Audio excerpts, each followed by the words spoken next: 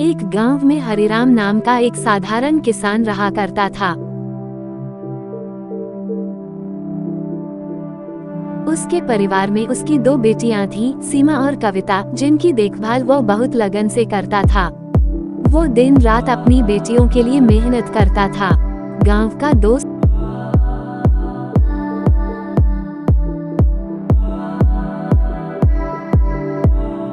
अरे हरिराम भाई, कभी आराम भी कर लिया करो। तुम तो दिन रात खेतों में लगे रहते हो। अपना नहीं तो कम से कम अपनी बेटियों का सोचो। तुम्हें कुछ हो गया तो उनका क्या होगा? हरिराम, अरे जब दोनों बेटियां बहुत छोटी थी तभी उनकी माँ गुजर गई थी। तब से मैं ही उनकी परवरिश कर रहा हूँ। उनके लिए मैं कभी नहीं थक सकता। हरिराम श्याम की बातों को अनसुना कर आगे बढ़ जाता है। जब वो घर पहुंचता है तो उसकी बेटियां उसे देखकर हैरान हो जाती हैं, क्योंकि वो पसीने से लथपथ और कीचड़ से सने होते हैं। सीमा, पिताजी, आपके कपड़े कितने गंदे हो गए हैं। मैंने तो कितनी बार कहा है कि अब हम काम पर जाएंगे, लेकिन अब हमको काम पर जाने की जरूरत नहीं। अब जल्दी ही तुम्हारी शादी करके अपनी जिम्मेदारी खत्म करूंगा, फिर आराम ही करना है।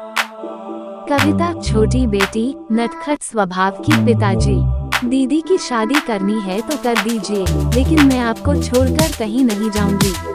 आप कहते हैं कि मैं आपको सबसे प्रिय हूँ, तो फिर आप मुझे कैसे भेज सकते हैं? हरिराम बेटियों के साथ बातचीत करता है, भोजन करता है और सो जाता है। लेकिन सीमा और कविता को नींद नहीं आती। उन्होंने सोच लिया था कि अब वे अपने पिता को इस तरह मेहनत नहीं करने देंगी। सीमा, पिताजी की उम्र हो चली है, लेकिन वो अब भी खेतों में हल चलाते हैं। मुझे अच्छा नहीं लगता। कविता, दीदी, क्या तुम मेरी एक बात मानोगी?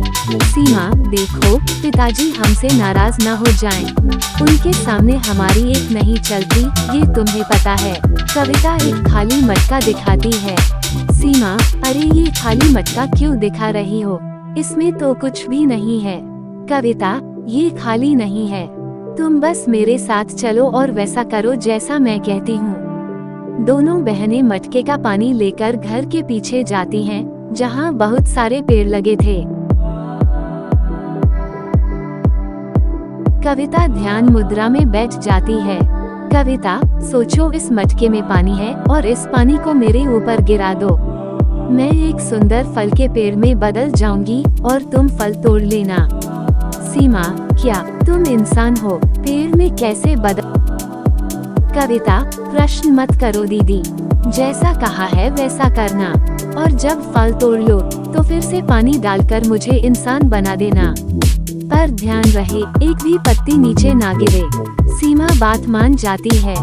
वो मटके का पानी कविता पर डालती है और कविता एक सुंदर फल के पेड़ में बदल जाती है। सीमा सावधानी से फल तोड़ती है और फिर से पानी डालकर कविता को मनुष्य बना देती है। कविता, देखा दीदी, मेरा कमाल। अब हम बाजार में फल बेचेंगे और पैसे कमाएंगे। पिताजी को फिर खेत में काम नहीं करना पड़ेगा। सीमा, लेकिन तुमने ये शक्ति कहाँ से पाई? तुम किसी तंत्र मंत्र से जुड़ी तो नहीं? कविता, यदि मैंने सच्चाई बता दी तो ये शक्ति हमेशा के लिए खत्म हो जाएगी, इसलिए मुझसे ये सवाल कभी मत पूछना। दोनों बहनें बाजार जाती हैं और फल बेचती हैं। फल बहुत स्वादिष्ट और सुगंधित होते हैं। उनकी चर्चा राजमहल तक पहुंच जाती है।